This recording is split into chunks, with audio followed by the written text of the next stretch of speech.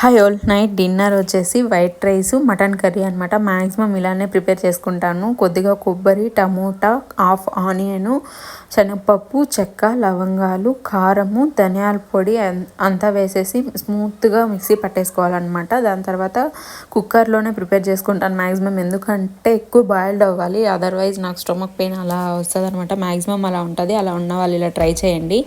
Oil, ఆవాలు వేసుకొని onion just 1 పచ్చిమిర్చి టేస్ట్కి అనమాట, అల్లం వెల్లుల్లిపాయ పేస్ట్ వాష్ చేసుకొని అప్పుడు కరివేపాకు వేసుకొని దాంతోనే బాగా వాష్ చేసుకున్న మటను, పసుపు, ఉప్పు వేసి బాగా ఉడకనిచ్చాలన్నమాట ఆయిల్లోనే, పచ్చి స్మెల్ అంతా పోయే వరకు. దాని తర్వాత మనం మిక్సీ పట్టుకున్న ఆ పేస్ట్ అయితే వేసేసి మనకు కావాల్సినంత కన్సిస్టెన్సీలో అయితే వాటర్ వేసుకోవాలి.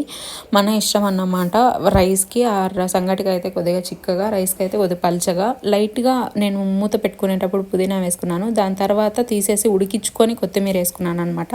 ట్రై చేయండి.